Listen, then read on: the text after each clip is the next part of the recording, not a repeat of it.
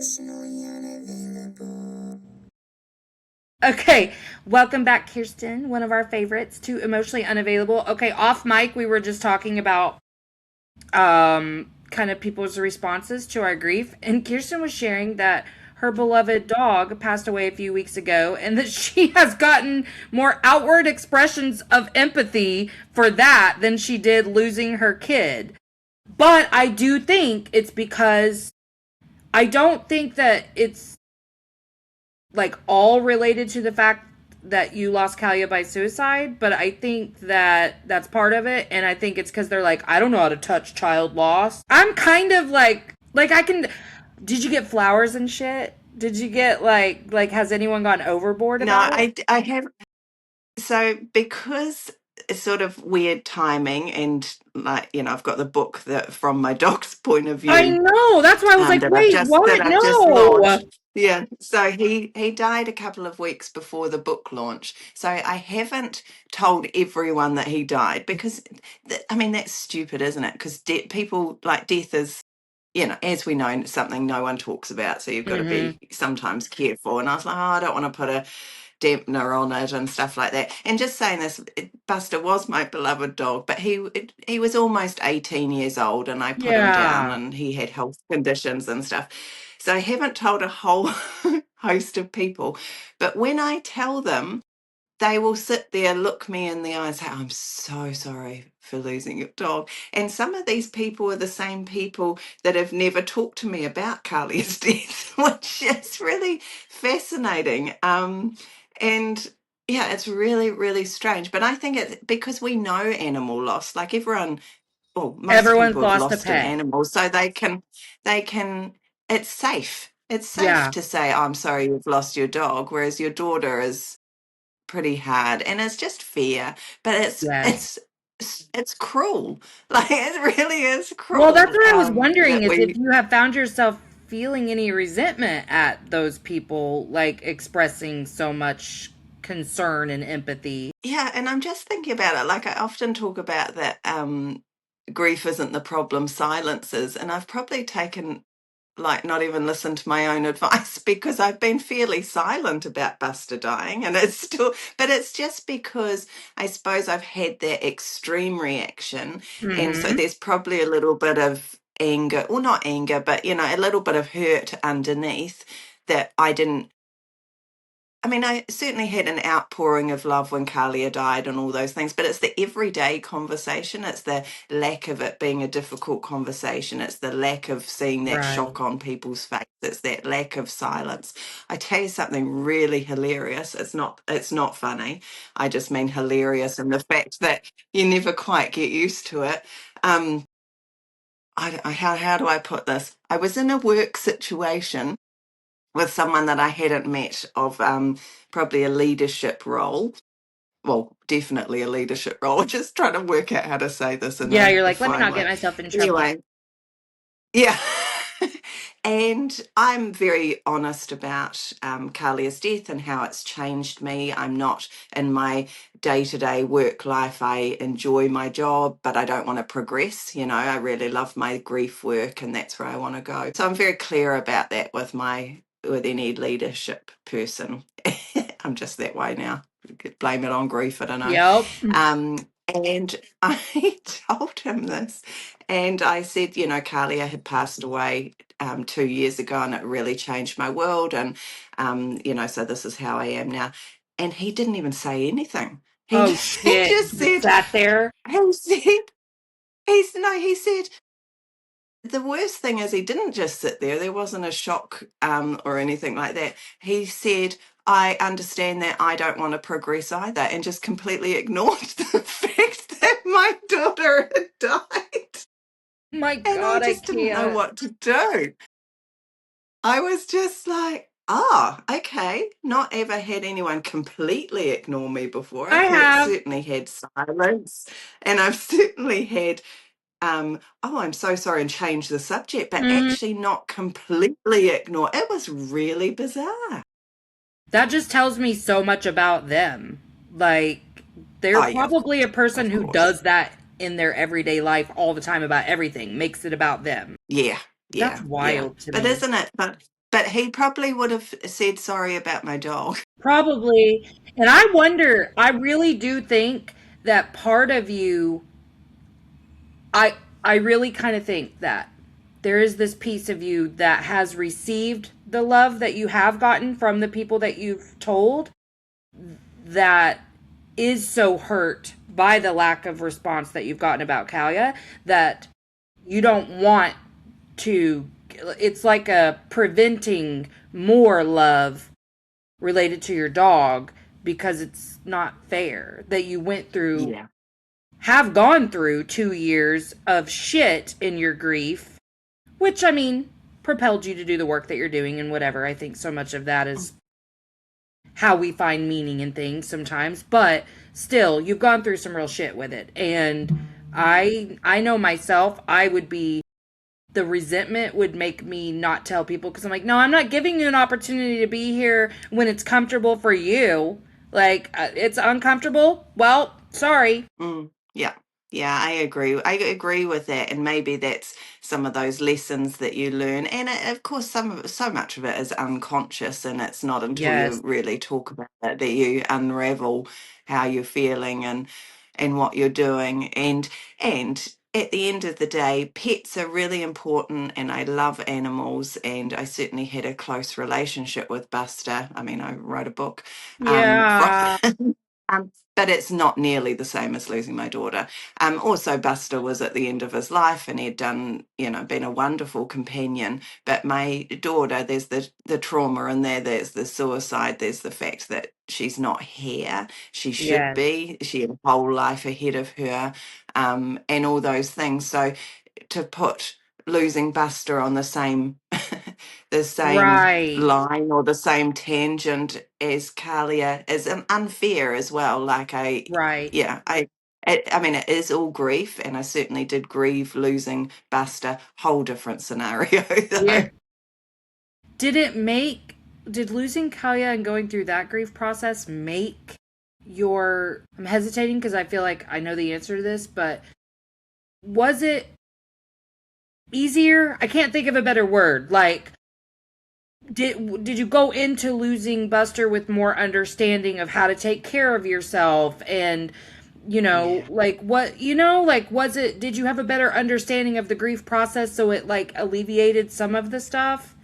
Because I have a dog it who's was very real. old too, and I Yeah, think we're in our last times with him. it was really interesting. It was a really, really interesting experience because it completely mirrored Kalia's death.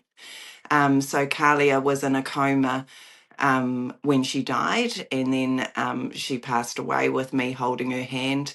Buster was euthanized, and he, was put into a coma or put to sleep, however you put it. And I held his paw as he Hmm. died. It was really, I found great similarities in how they died, and one side that could be extremely triggering, but I actually found it really, really comforting. Okay, good. The Yeah, obviously with Buster, I was prepared for it, and it was a choice of mine. Well, yeah, I suppose a choice. I mean, you have to do it for your animals when they're in pain, but it was it was beautiful actually as he passed away. It felt right. I guess that's the Yes. difference. So it Well, and felt that's what right. I He wondered didn't. too. If Yeah, you choosing and getting a say over when helped not heal, but not be, because I think I've shared with you, like, my animals have all put me into quite a panic, like, all the time. It's part of my PTSD is to worry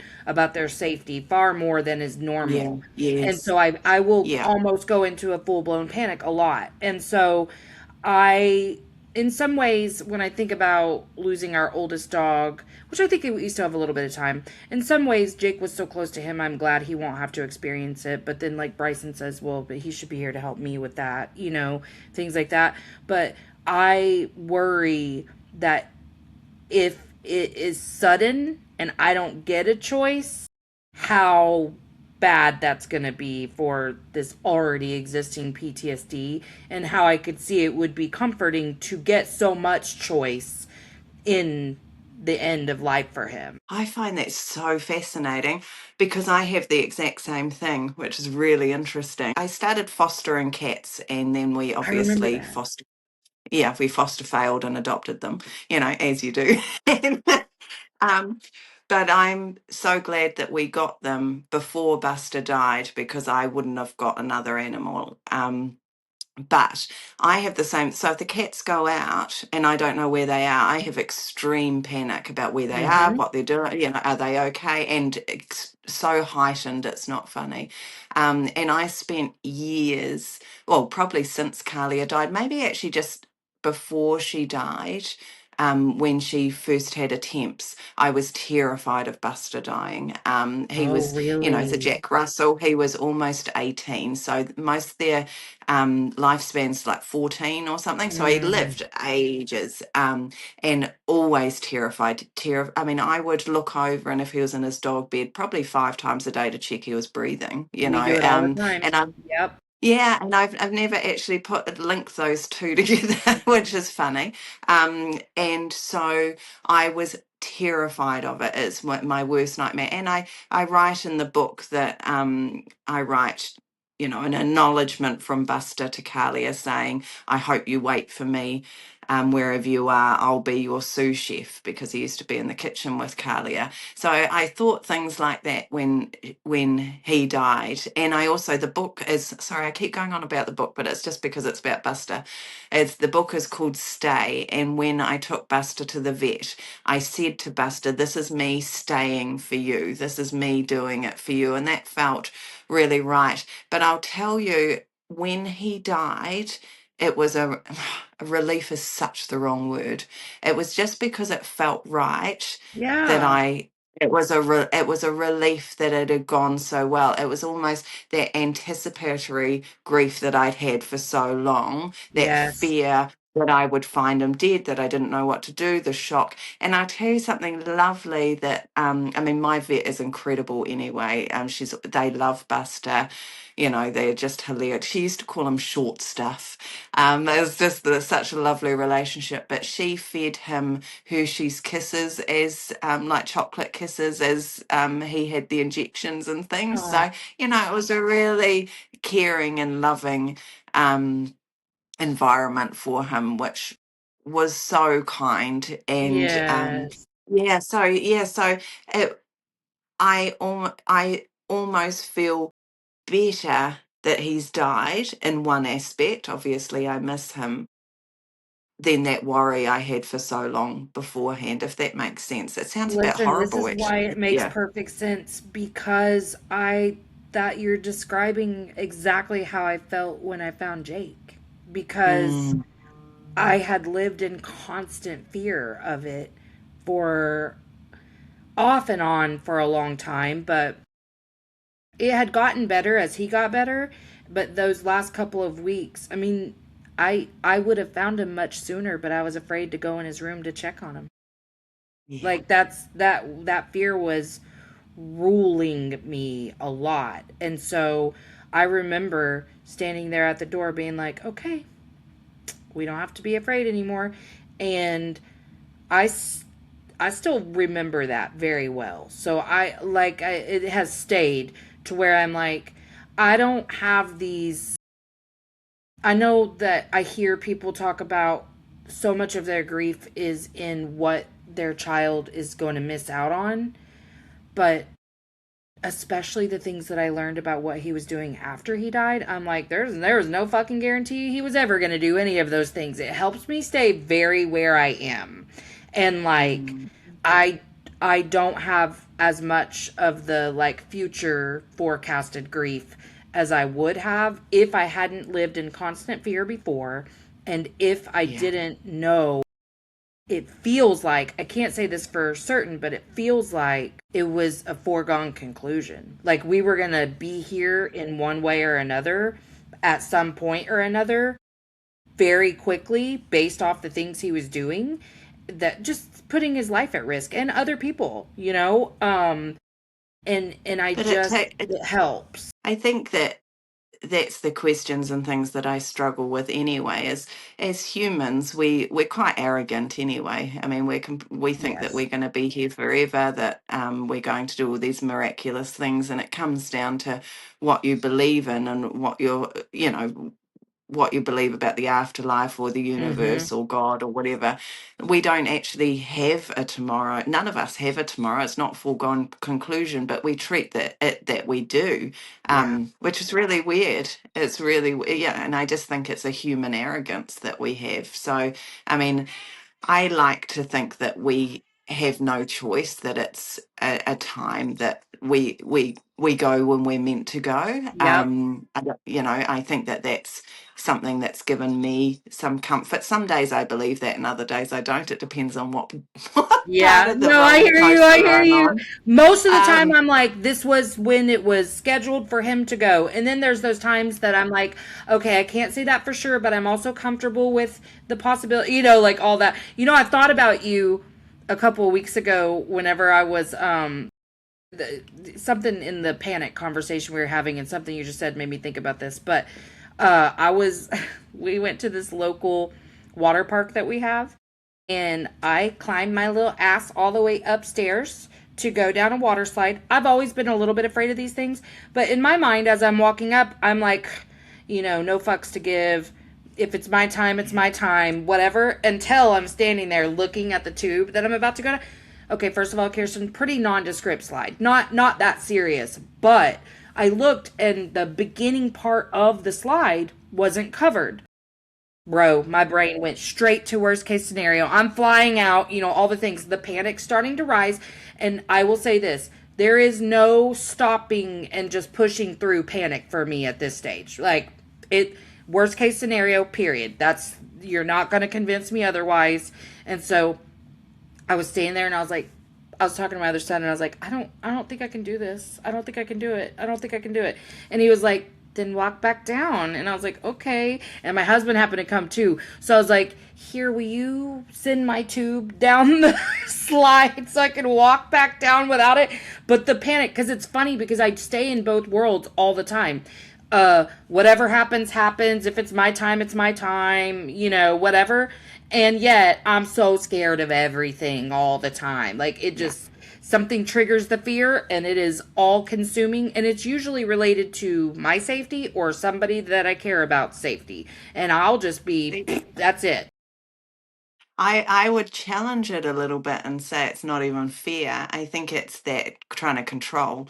Like we sort of have, like we've had the worst chaos in our world happen, and then there's an element of us that just wants to control things all the time. Mm-hmm. I do it when I'm in the car or driving, and something will happen, and like someone, my partner will be driving or something, go around a corner fast, and I'll just automatically think, oh, we could die now. Yeah. We we could die in the car. How do I feel about this? And I do get worried. Like, I'm like, it's obviously an unreasonable feeling. But again, sitting in two worlds, I'm like, oh God, we're going to die. It's just going around a corner. The other side is, oh yeah, I'm okay if we die.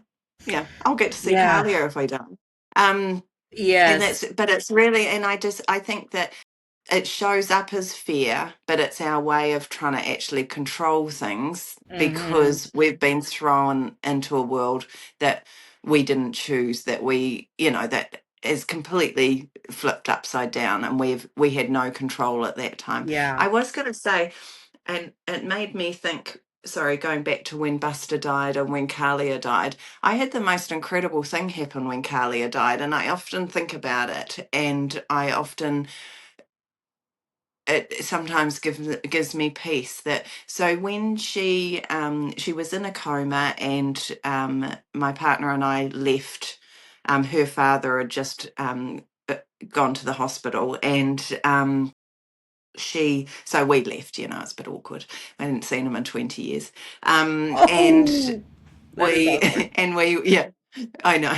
And we, oh yeah, hadn't seen him in 20 years, sitting there, been up 24 hours, no bra on, looking hideous. It's never a good thing. I still Mhm. had a degree of vanity even at that time. But we had walked away, and the hospital was incredible because it was outside of our town and they'd provided us accommodation.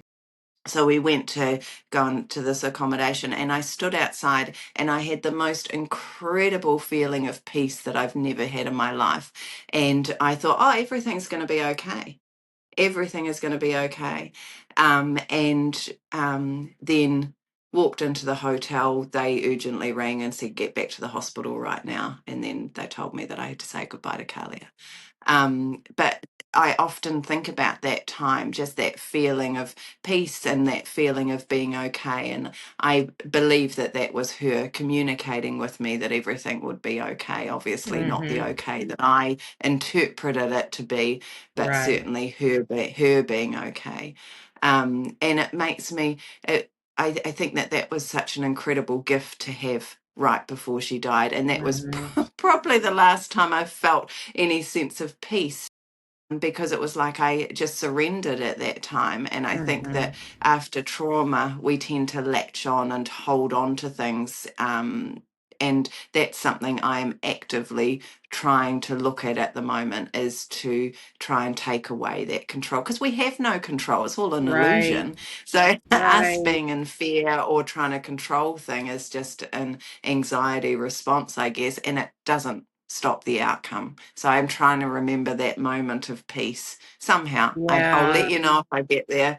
It might be an impossible task, but I don't I want to think it live might help feeling you controlled. if that becomes your happy place. Because if you have Mm, a happy place in your mind that no matter what you're trying to change the energy for, that you go there. Because like my happy place is always envisioning myself on a beach, either at the lake or ocean or whatever, but sunset where it's just across the horizon, and I'm smiling and my arms are out. Every time it changes my energy.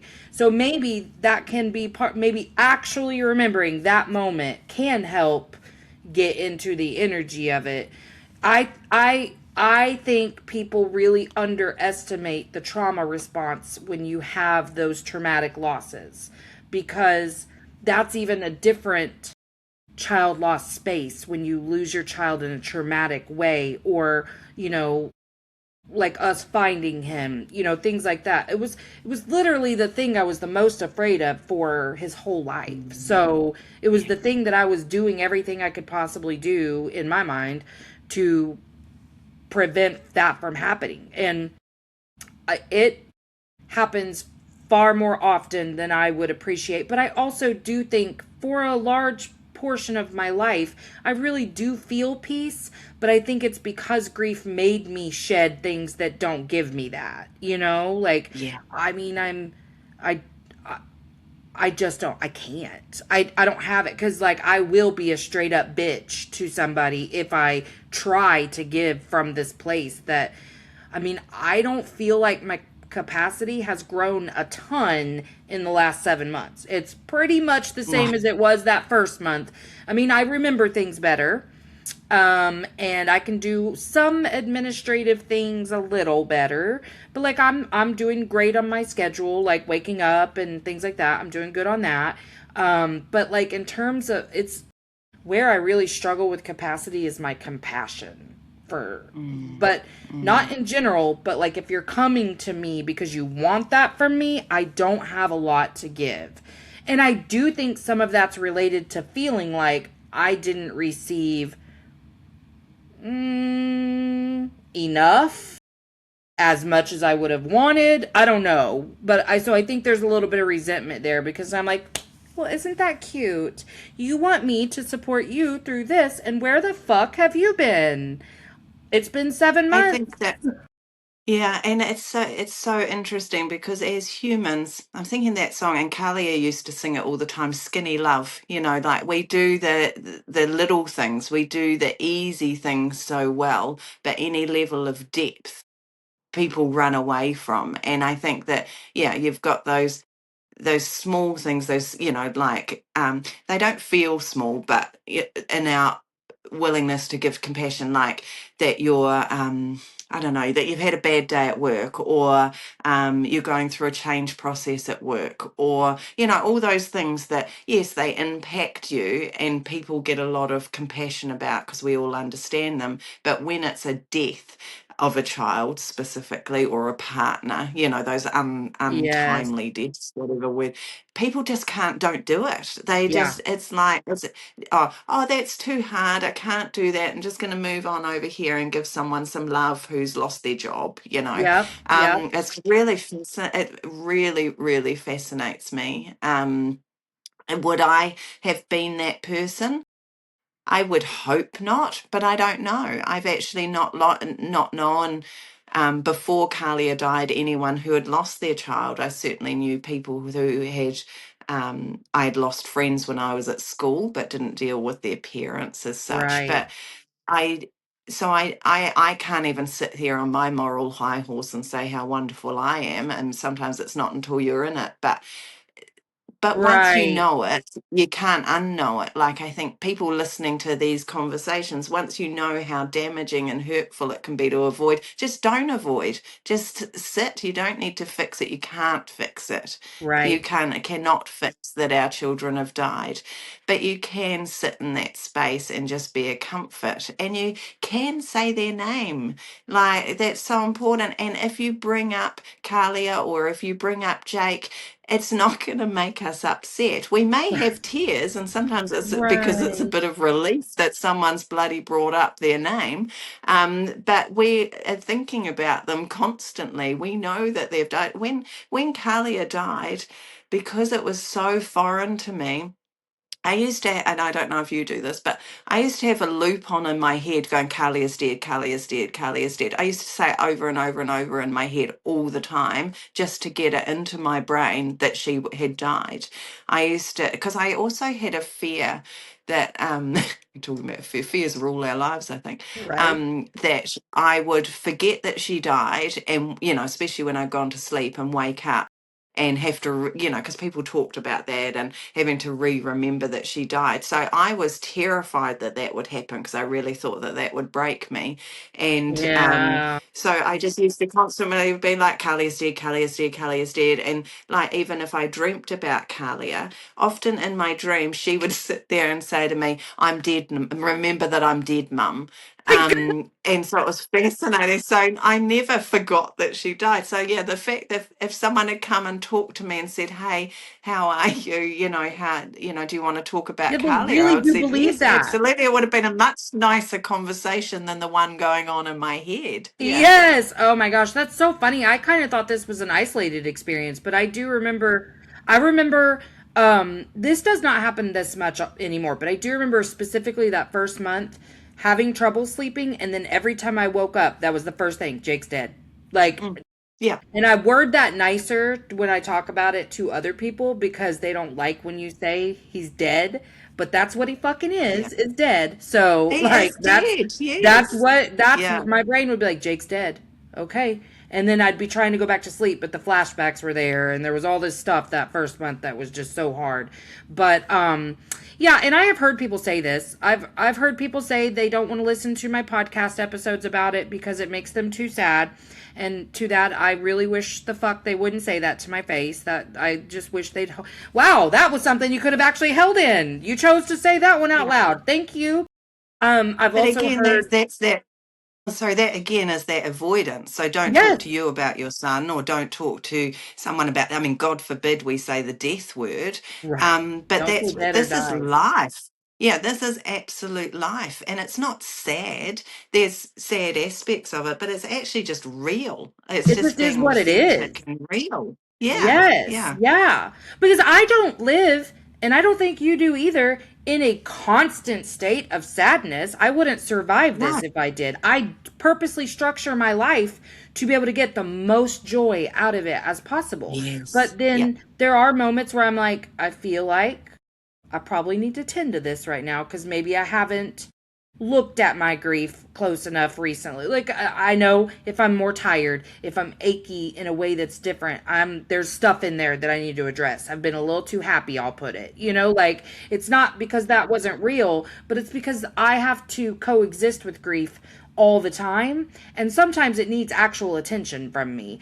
But It I think does. where people are getting this wrong in a big way, like the biggest thing is that there's one single way to show up for someone who's grieving, and that is to just be able to sit there and listen to them talk all about whatever. I personally, even with the people I'm the most safest with, he just comes up naturally in conversation the way he did when he was alive. Yes. That's the Yes. conversation, and then we're going to move on. I want presence. I just want people to be with me. Like, you are completely avoiding me because you don't know what the fuck to say.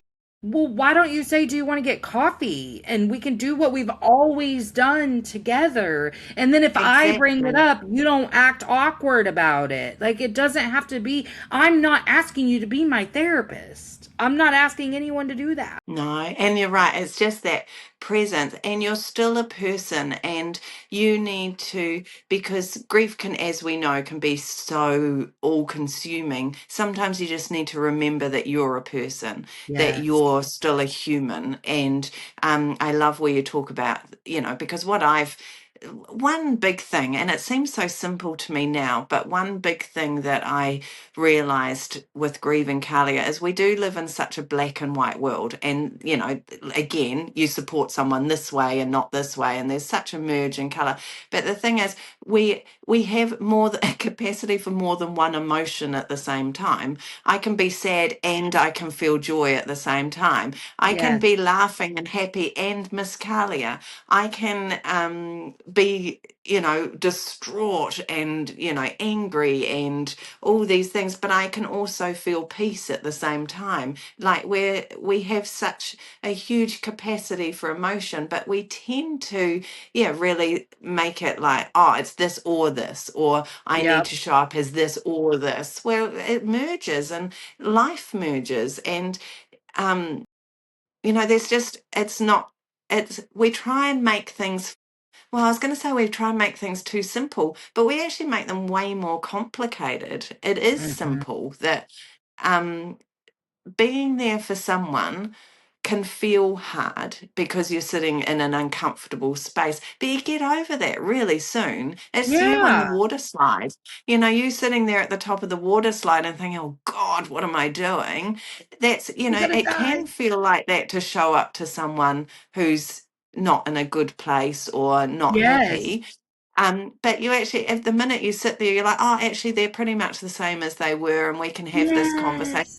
and we can say the word death, and it's not gonna, I was gonna say it's not gonna kill anyone. That's a really Ha! wrong wrong thing to say. Not But even you know what I mean? intentional. Like I it's love not. it. Yeah.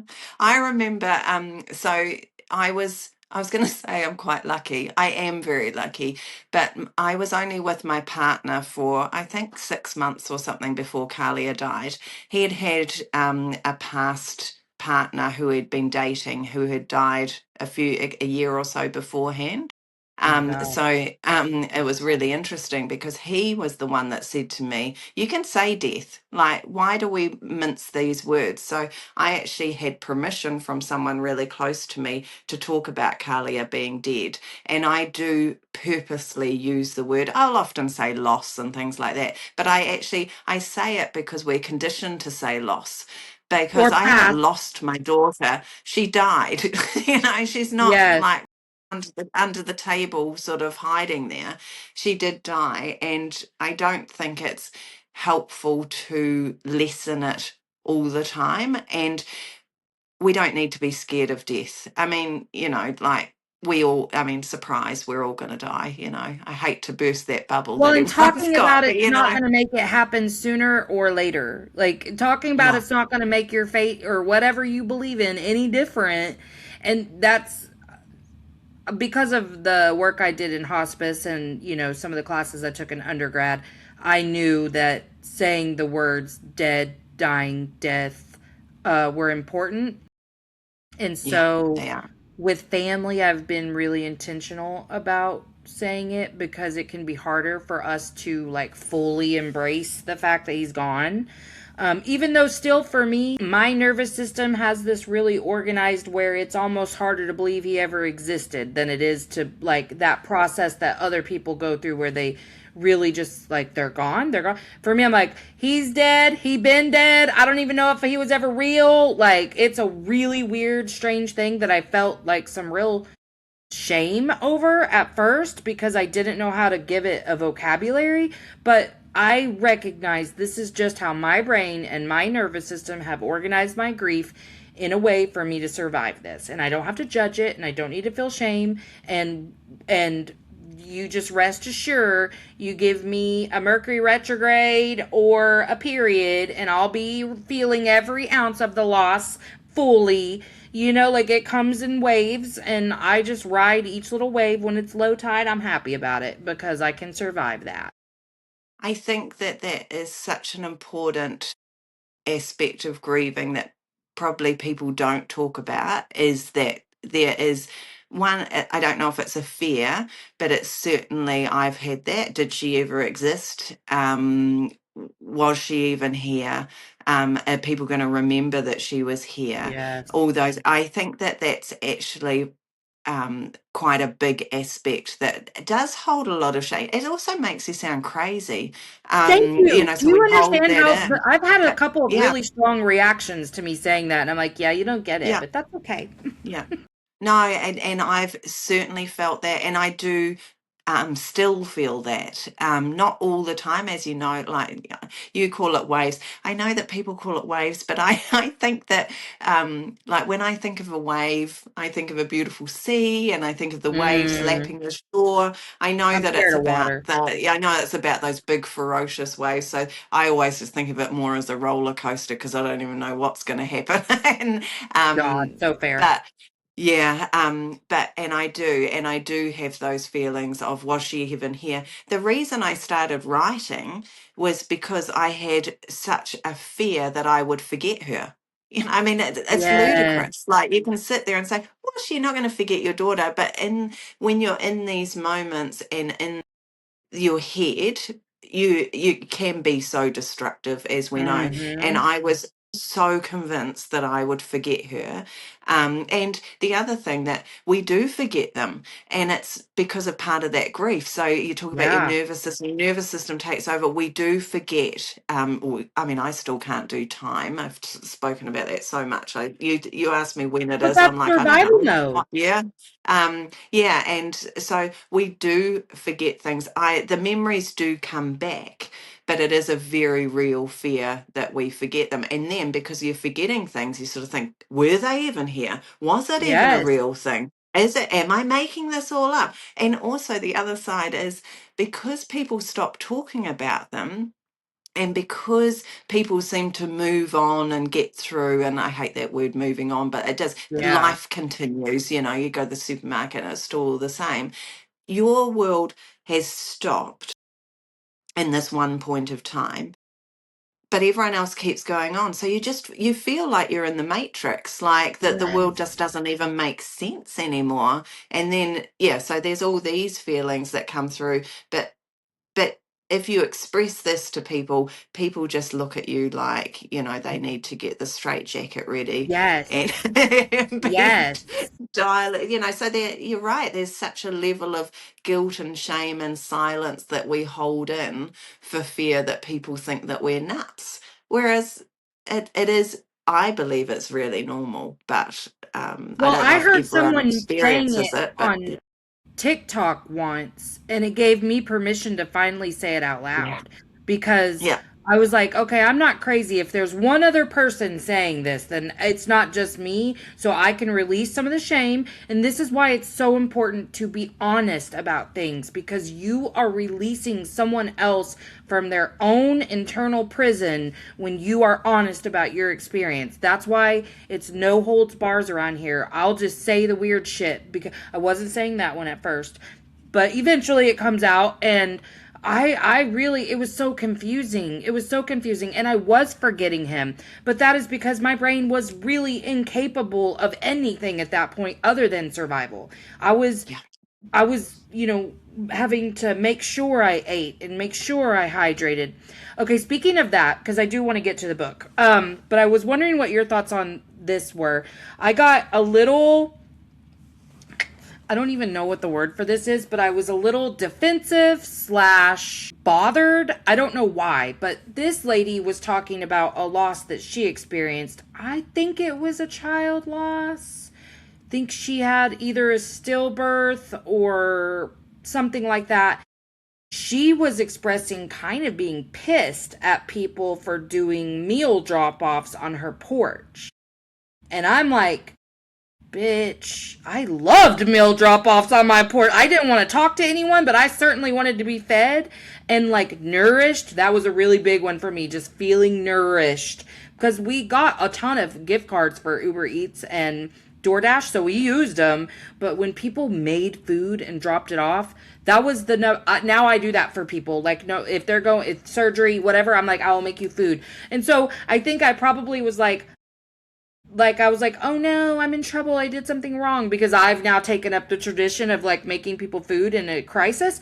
But I'm like, you didn't want the food, but her thing was I would have preferred presents over just dropping food off on the porch. And I'm like, wow, I didn't want Yes. anyone over other than his friends. Those were the only Yeah. people I let come over. I have probably a different take on this. So I think that doing those things is really important. I didn't like it. And I like it in retrospect because it showed people that they were caring. At the time, I felt so much anger and I felt guilt. I felt that I was benefiting from Kahlia's death. And so I didn't want anything. Like I was like, I don't, why am I getting food? Kalia's dead. Like I've done nothing. I really went down there. I used to call it death food. Oh God, here we go. We've got some more death flowers. You know, people would send wine. I was like, well, death wine. All those things. Like I was really not in that space. Um, Yeah. but I certainly wouldn't have preferred presents over food. Right. That doesn't sit well with me. Oh, actually, my friend gave me a tattoo voucher. That was one of the only things that I took. But you know why? Is because I was able to get a couple of Kahlia's tattoos Kahlia loved tattoos, that she had, and I got them replicated on me. That's So so that felt cool. purposeful, yeah. But would I, if someone died tomorrow, would I drop off food? Absolutely. Because even though at the time I found it really hard, when I look back, those are the moments that I think, oh, that was when people were there for me. I just wasn't in the place to be able to To accept that receive, people were there yeah. for me at that time. I also had a lot of anger because Kahlia had attempted a number of times before, and that year before her depression and anxiety had really increased, and a lot of people dropped off over that time. So I had a lot of, well, where were you when we needed you? Where were you for that Yeah. whole year before? Why did Kahlia not get meals cooked for her after an attempt? So I was really in that space. So That makes I sort of perfect sense think, to me. yeah, so mine was a little bit different, but I would always encourage people to do food. Do food, do jobs, take the decision making. Like people came and Yes. mowed my lawns, and that was great because I also felt an incredible sense of vulnerability. I didn't want to go outside because you Fragile. suddenly feel like your life is on display, like you're the person Yeah. that's daughter's died, and so I didn't want to go outside. So I had a front lawn at the time, and so someone came and mowed that. That was fantastic. For me, sitting out there for half an hour mowing a lawn was my worst nightmare. So Yes. I think those acts of service and food, and I love the vouchers. That's such a nice idea. Food Yes. vouchers and things. I think all of those are important. Without, like, I had people that dropped it off, and because there's a time like you don't want an influx of people all the time. I don't know. It is I was about exhausted. I read, couldn't I could reading the not room a talk to little bit. people. Yeah, yeah, Yeah. no, but I'll also tell you that I got a form of PTSD, and I think it was it's not real PTSD, but because so much was delivered, like every time my doorbell rang, I would be panicked. I would be like, "Oh Oh, God, here we go, another death package." But yeah. like I said, not like, when I've reflected back, that was such a support to me and made me feel really connected and loved. I just because of the place I was in at that time doesn't mean that I didn't care for it or I didn't appreciate it at the time, but on reflection I did. So yeah, please And don't that take makes my perfect message as sense to not to me. do that. Yeah, yeah. Yeah. Well, and I'm glad that ours was done in an official meal train that people signed up for, so we knew when to expect. They would be communicating with us if they were dropping something off, and they would ask, "Do you?" I mean, after the first one friend in particular did a lot of meals, which I'm never going to be able to express gratitude enough for, because it gave us this excitement because she's such a good cook, and we'd be like, what is she bringing? She didn't tell us before, and we'd be like, what's it gonna be? And she was like way overdone. It was so nice, and I would know what to expect. But after that first time when I said porch please, it was never expected that I had to even come and greet her. And another person, when they were on the way, they asked, do you want porch or presents? And I said porch please. Like, I just didn't want to talk to people. I was exhausted. And I think this is the first time I might be saying this out loud, but Jake died in our home, so he was removed from our home.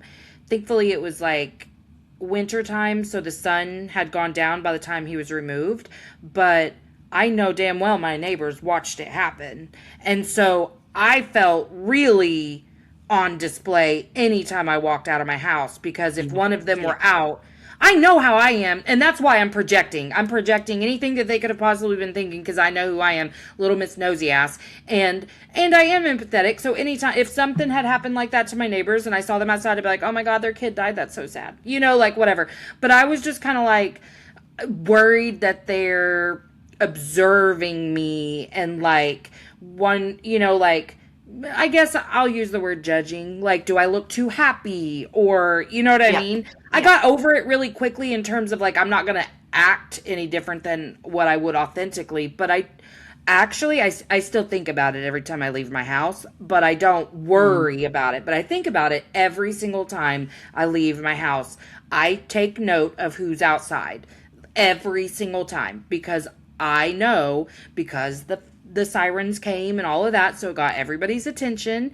And then they saw the medical examiner's car pull up. You know what I mean, like all of it. And so I just know. I live around some boomers who have nothing better than to do to have watched the whole thing unfold. And that was one of the like when it happened, my oldest kid went outside and was like yelling, and Mm. inside I was like, oh my God, all the neighbors are gonna come outside. But I never said anything, because I was like, Melissa, let the boy do what he needs to do right now. But inside, I'm on the phone with 911, like, God, he's out there fucking screaming.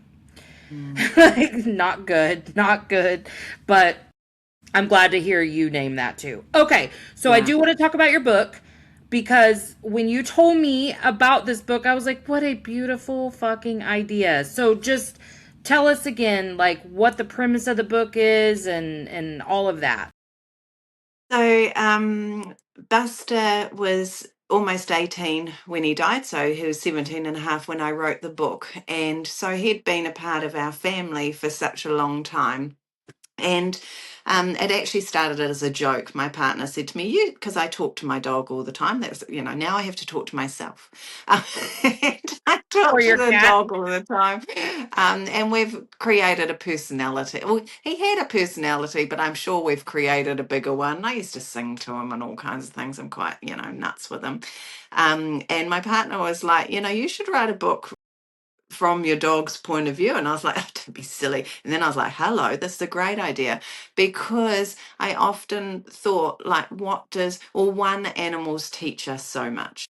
about presence and about being there and holding space for us. And also, I wondered how he would feel about losing Kahlia. You know, Kahlia was his person as well. And, you know, she had moved back home before she died, and she used to lie on the couch every night and rock him to sleep. You know, he was such a big part of our lives. So I wanted to write a book about that. And it sort of addresses simplistically how we be there for someone else. And you know, animals do it so well. I think about the times that I was crying and yelling and all at Buster. You know, he was that my safe place that I could do that, because there is no judgment. When you talk about Mhm. judgment before, we know that animals don't judge us.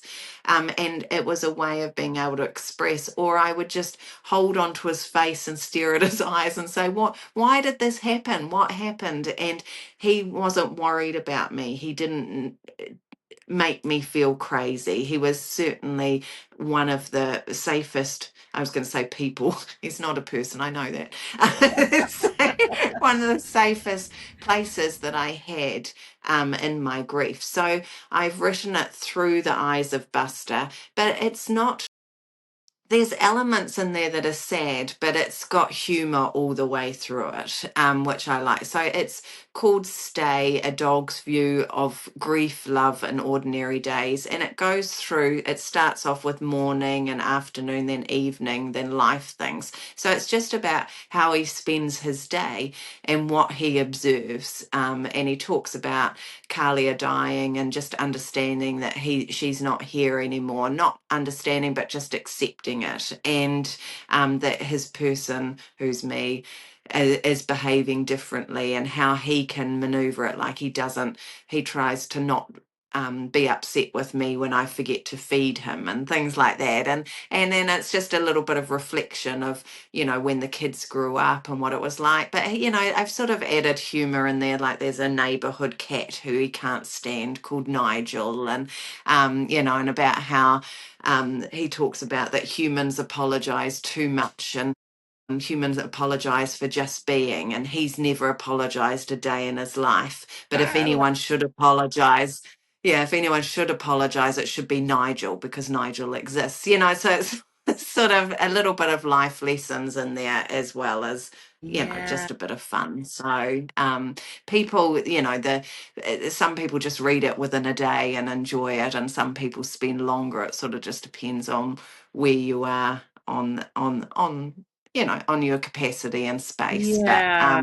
I enjoy reading it. I had a book event the other day, and it was really funny because I'm not great at, I mean, I do public speaking, I don't love it. And Mark, my partner, came with me, and I said, can you read from the book? I'll do the speech, and can you read? You know, just again, capacity. I wasn't feeling at great capacity.